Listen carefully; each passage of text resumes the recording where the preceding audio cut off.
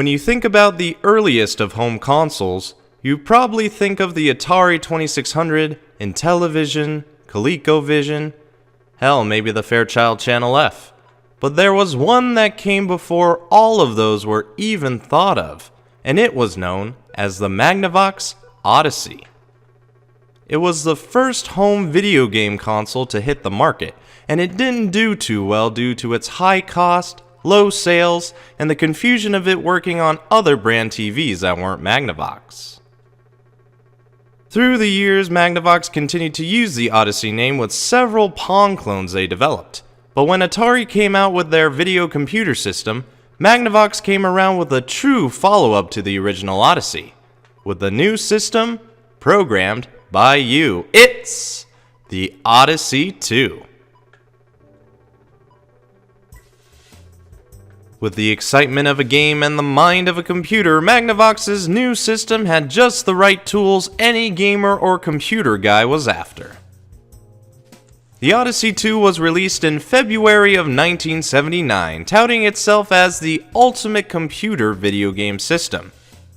And I wouldn't doubt them when you have this much vibrant colors on this box, with sports and sci-fi stuff all up in your face. I also see math. I fucking hate math.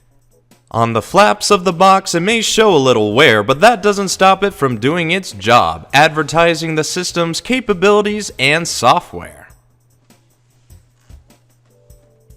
The back is no different, doing more of the same in rainbow color, which is sweet. There's also a tiny sticker here that caught my eye because it's an FCC ID thingy that says when ordering farts and some other stuff.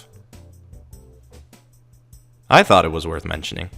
But now is the time where I say we're done with this rainbow box and it's time to take a closer look at the system itself. And would you look at the size of this microprocessor? That's what it says on the side anyway. The Odyssey², although being a cartridge-based system, has a self-contained keyboard that is tough as nails. Although having some scratches and smudges from many years of use, it still works fine today. You could probably spill a drink on it and it would still work. Well, that's a bad idea, so don't do it. On top we have the big red power button and the cartridge slot that's unprotected. It's a bit concerning, but it's down deep in there, so I don't think dust can travel that far down. There's only serial numbers and scratches on the bottom of my Odyssey². Just saying that if anybody was curious. But the back is a whole different story, for we have the AC adapter jack and the two controller ports. The controller itself looks like a carbon copy of the 2600 controller, but has a slight edge over it. If you want to know what that is, then stay tuned for a future AC review. Next to the ports and AC jack is the cord that connects to the TV.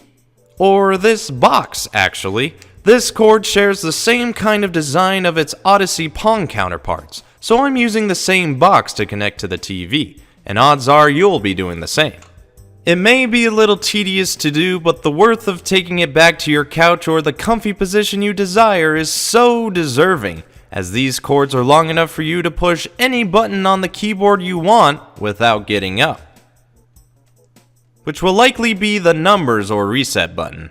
When talking about the software for the Odyssey², it's a very interesting topic to say the least, because not only do you have your average games and clones of other games, but you also have these video board games that take full advantage of the system's capabilities, as it uses the keyboard, controller, and screen to make it one of the more unique experiences on any gaming console. The cartridges themselves are uniquely shaped, but its uniqueness is its advantage for easy access to insert and remove the cartridge out of the slot. Believe it or not, most of the games are first party, but there are some third party games that are extremely rare, so good luck finding those. They're not even listed in their own catalog. The games are fairly basic and are usually easy to get the hang of. Casey Munchkin and Speedway Spinout Crypto Logic are simple games that come to mind every time I want to play the Odyssey². But with a video board game like Quest for the Rings and Conquest of the World, prepare for a headache and a long day. Not to say they're bad, far from it, they're just gonna occupy most of your time with one play session. This Odyssey system may be one of the more forgotten early gaming consoles, but at one point it was selling more than the Atari 2600. So it had something going for it, but unfortunately never saw the kind of success the Atari video computer system had. But if you so happen to find an Odyssey 2 at a good price, you should pick it up so you can have a computer gaming console with you as the programmer. And that's Magnavox marketing all in one. It's the Odyssey 2.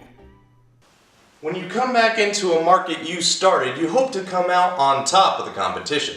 But when you excel at one part of a business and are coming in to make a new advancement to it, you're likely going to get that piece of the pie. And the rest of it for that matter. Which is why on the next episode we're going to have a look at when Nintendo, after saving the console market, took a major leap in the handheld market. If you think I missed anything, please leave a comment. If you like what you see, leave a like. If you think others could get knowledge out of this, share this video. And if you want to see more, go ahead and subscribe. Now if you'll excuse me, nostalgia is calling.